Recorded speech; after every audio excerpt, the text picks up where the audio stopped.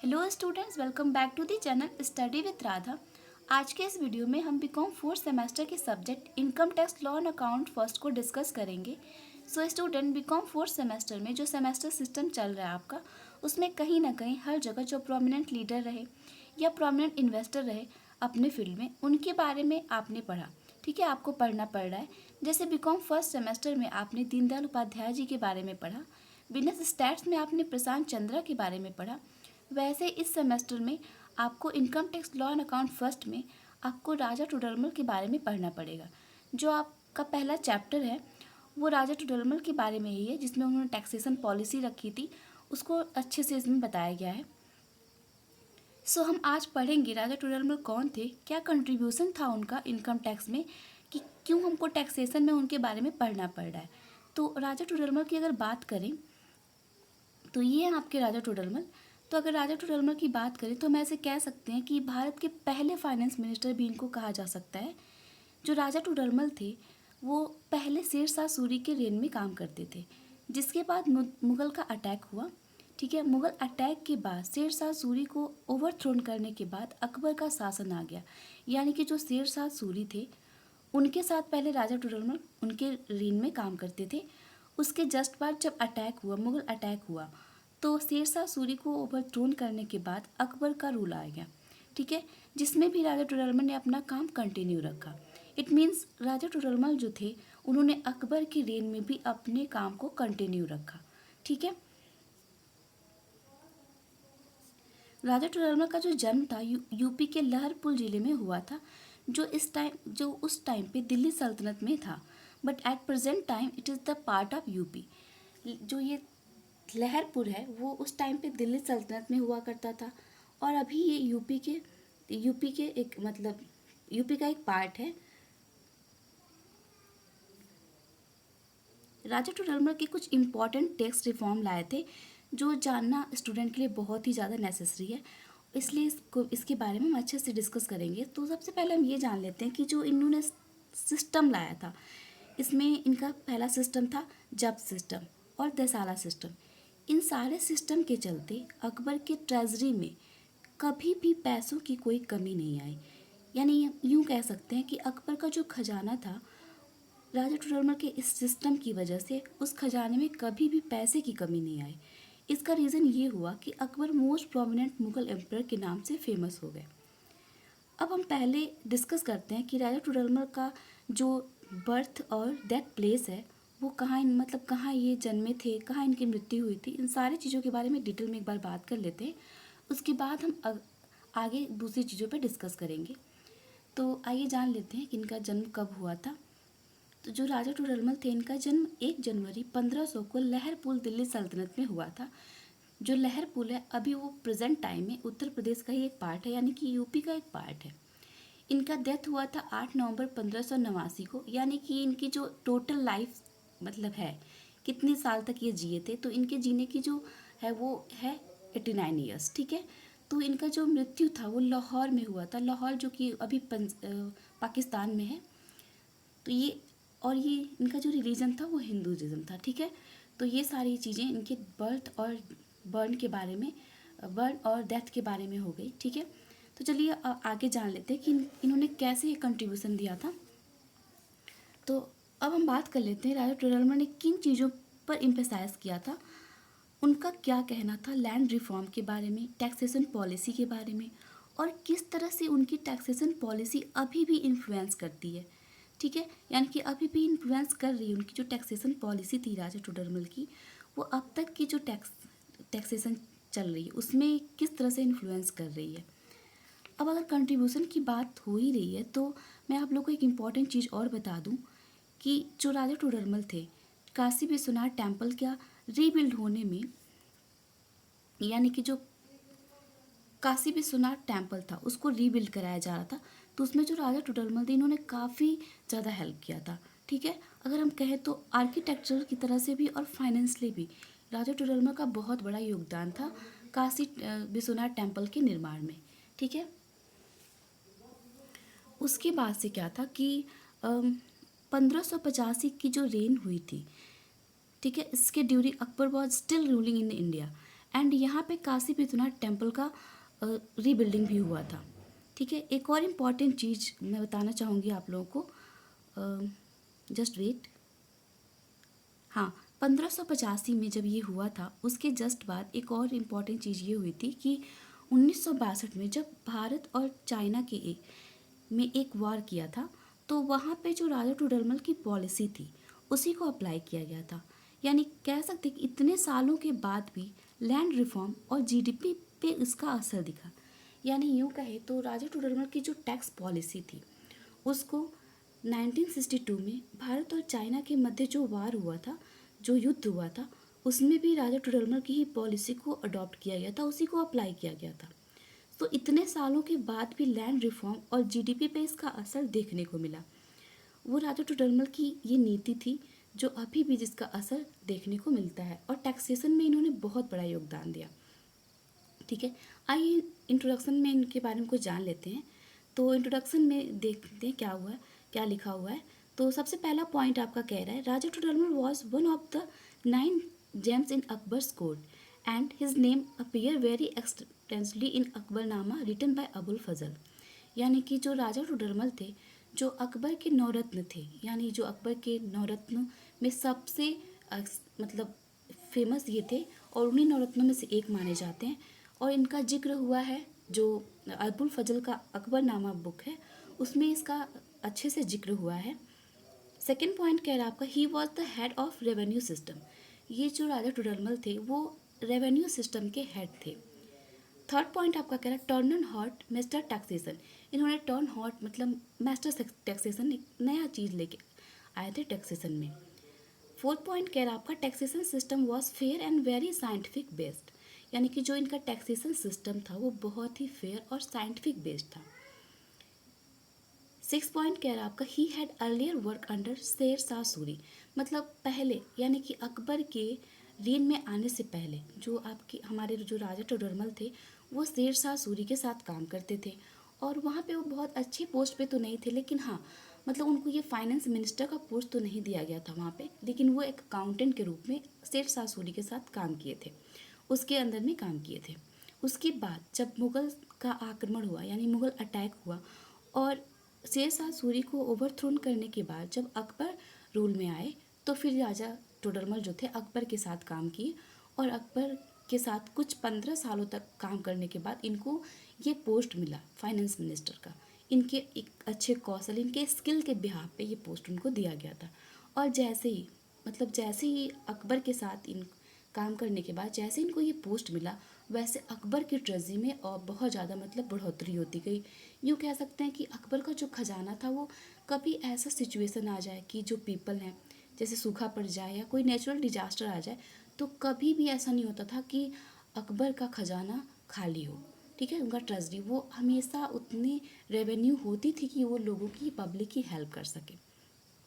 तो ये सारी चीज़ें किससे अफेक्टेड थी? ये टोडरमल की अच्छी पॉलिसी से ही अफेक्टेड थी। तो चलिए देख लेते हैं। उसके बाद से आपका लास्ट पॉइंट लिखा Akbar honoured him with the title of Diwan Ashraf. मतलब जो अकबर थे इनको एक टाइटल दिए थे, इनके सम्मान में एक टाइटल दिए थे, वो था दीवाना अशरफ। ठीक है, उसके बाद से इनकी कुछ मतलब फेमस कंट्रीब्यूशन थे जैसे कि दसाला सिस्टम, जब्त system, revenue land reform, land revenue system, ये सारी चीज़ जो कि इन्होंने लाया था टोडरमल ने, उसको भी एक एक करके देख लेते हैं। तो यहाँ लिखा है दसाला सिस्टम बंदोबस्त system was further improve by Raja Todarmal. मतलब कि जो बंदोबस्त सिस्टम था वो भी इम्प्रूव किया गया था राजा टोडरमल के द्वारा ही। It was also known as dasala system. Dasala system of taxation which was complete in 1580। यानी कि जो आपका बंदोबस्त सिस्टम है उसी को हम दसाला सिस्टम के भी नाम से जानते हैं। और ये टैक्सेशन का मतलब टैक्सेशन की ही पॉलिसी है और ये कंप्लीट हुई थी 1580 में। सेकेंड पॉइंट आपका कह रहा है he introduce standard weight and measure. इन्होंने एक स्टैंडर्ड वेट और मेज़र भी इंट्रोड्यूस किया था ताकि लोगों को मेज़रमेंट करने में दिक्कतें ना आए। जैसे होता था क्या कहीं पे कुछ और मेज़र चल रहा है, कहीं पे कुछ और यूनिट चल रहा है, तो इससे बहुत दिक्कत आती थी। तो इन्होंने एक स्टैंडर्ड वेट और मेज़र दिया। उसके बाद से फोर्थ पॉइंट कह रहा है आपका under the new system revenue was calculated as 1/3 of the average product produce of the previous 10 years. मतलब जो रेवेन्यू था उसका 1/3 एवरेज, मतलब एवरेज प्रोड्यूस का, यानी कि 10 ईयर्स में, प्रीवियस 10 ईयर्स में जो प्रोड्यूस होता था उसका 1/3 ही रेवेन्यू लिया जाता था, उसी में वो कैलकुलेट किया जाता था। उसके बाद 5th पॉइंट कह रहा है आपका, payment of revenue was made generally in case this system was later refined taking into account local prices. ठीक है, मतलब लोकल प्राइसेस पे इसको लिया जाता था।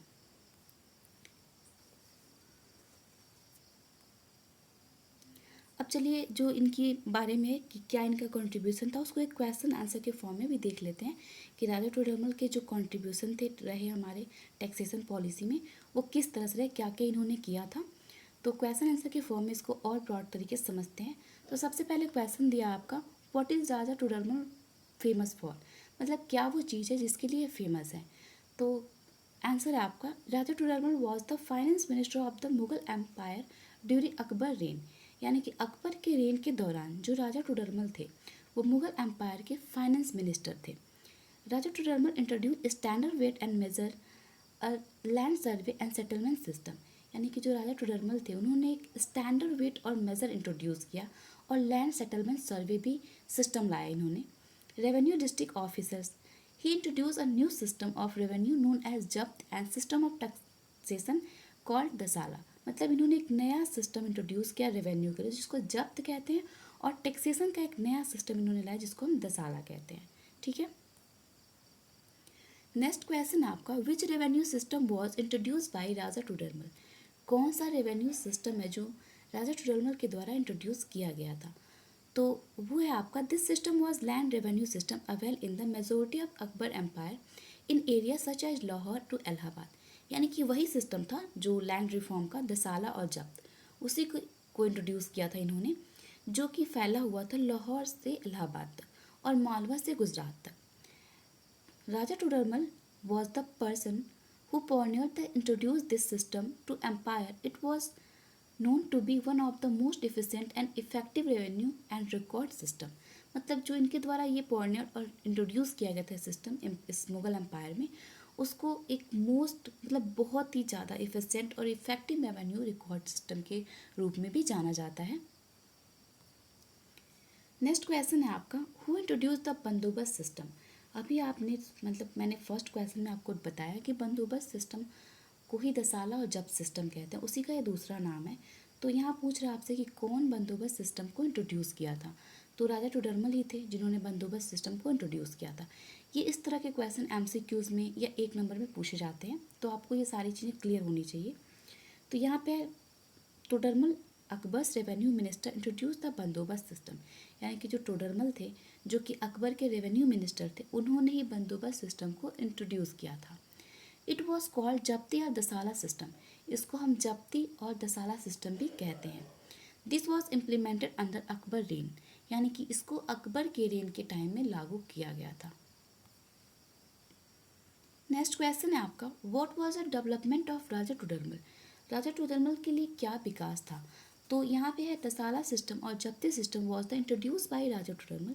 जो दसाला सिस्टम और जब्ती सिस्टम जो कि राजा टोडरमल के द्वारा इंट्रोड्यूस किया गया था वो एक तरह का खुद में ही एक विकास था। ठीक है, the able finance minister of Akbar who had honed his skill under his first master Shershah Suri. यानी कि जो राजा टोडरमल के एबल फाइनेंस मिनिस्टर थे, एक योग्य वित्त मंत्री थे जो अकबर के हॉन्ट में स्किल्ड हुए। मतलब कि ये शेरशाह सूरी के टाइम पे ही मास्टर थे, लेकिन इनकी जो स्किल, इनकी जो योग्यता थी वो अकबर के साथ काम करने में, यानी अकबर के रेन में दिखी थी। ठीक है, क्योंकि जो शेरशाह सूरी था जिस टाइम पे थे, और जब राजा टोडरमल शेरशाह सूरी के साथ काम करते थे तो उतना स्किल्ड ये नहीं दिखा पाए थे, उतना स्किल दिखाने का मौका इनको नहीं मिला था जितना कि अकबर के रेन में शामिल होने के बाद इनको मिला था। और अकबर के रेन में शामिल होने के बाद ही इन्होंने अपने स्किल, अपने कौशल, अपनी योग्यता को अच्छे से प्रेजेंट किया और बहुत ही अच्छा कंट्रीब्यूशन दिया था टैक्सेशन पॉलिसी में। Okay, this system prevail from Lahore to Allahabad and in the province of Malwa and Gujarat. मतलब ये सिस्टम जो था वो प्रिवेल हुआ लाहौर टू इलाहाबाद और मालवा और गुजरात जैसे प्रांत में भी हुआ था। In this system the average produce of 10 year was derive. यानी कि इस सिस्टम में जो एवरेज प्रीवियस 10 ईयर्स के जो एवरेज प्रोड्यूस थे उस पर ड्राइव होता था। एक और इम्पॉर्टेंट चीज़ मैं आप लोग को यहाँ डिस्कस कर दूँ कि जो ये सिस्टम था, इसकी एक बहुत बड़ी मतलब खासियत थी, बहुत बड़ी अच्छाई थी, जिसको हम बता सकते हैं इस तरह से कि इसमें क्या था कि यील्ड के बिहाफ पे आपका टैक्स लगता था। इट मीन्स कि कितना प्रोडक्शन हो रहा है, कितना उपज आपका हो रहा है, उपज के बिहाफ पे आप पे टैक्स लगाया जाता था। अगर उपज ज़्यादा है तो टैक्स ज़्यादा होगी, अगर उपज कम है तो टैक्स भी कम होगा। यानी इसे टैक्स का जो बर्डन था, कर का जो बर्डन था, वो बर्डन कम होता था और लोग ज़्यादा परेशान नहीं रहते थे। ठीक है, उनको ज़्यादा टैक्स पे करने का डर नहीं रहता था। और कभी कभी तो ये भी होता था कि अगर मान लो सूखा पड़ गया, कुछ डिजास्टर हो गया, नेचुरल डिजास्टर, जिससे कि उपज नहीं हुई या फिर किसानों को या जो पीपल थे, सिटीजन थे, उनको दिक्कतें आ रही थी, तो उस टाइम पे जो ये टैक्स था वो नहीं लगता था, इम्पोज नहीं किया जाता था, माफ़ किया जाता था। ठीक है, तो ये सारे सिस्टम, ये जो सिस्टम बनाया गया था, ये बहुत ही बेनिफिशियल साबित हुआ था उस टाइम पे वहाँ के सिटीजन के लिए, हमारे इंडिया के सिटीजन के लिए।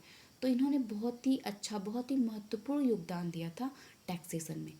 ठीक है, जिसको अभी भी इनके जो टैक्सेशन पॉलिसी है, अभी भी ये इन्फ्लुएंस करती है हमें। ठीक है, अभी मैंने आपको रिसेंटली बताया कि जब 1962 में जो चाइना और भारत का जो युद्ध हुआ था, जो वॉर हुआ था, उसमें भी टाटा टोटलमल की ये पॉलिसी को अडॉप्ट किया गया था। और इसका रिजल्ट ये निकल के आया कि जीडीपी पे और लैंड रेवेन्यू पे, दोनों पे इसका असर देखने को मिला और अच्छा असर देखने को मिला। ठीक है, तो एक एमसीक्यू क्वेश्चन को भी डिस्कस कर लेते हैं। यहाँ पे एक क्वेश्चन है आपका, the innovator of revenue settlement during the rule of Akbar was. Akbar के टाइम में जो रेवेन्यू सेटलमेंट के इनोवेटर थे वो कौन थे? तो वो थे हमारे राजा टोडरमल। तो आई होप आपको ये सारे पॉइंट, राजा टोडरमल के बारे में जितनी चीज़ें हमने डिस्कस की, सारी चीज़ें आपको समझ में आई हो। मिलते हैं नेक्स्ट वीडियो में कुछ और इम्पॉर्टेंट बातों के साथ। Thank you, have a good day.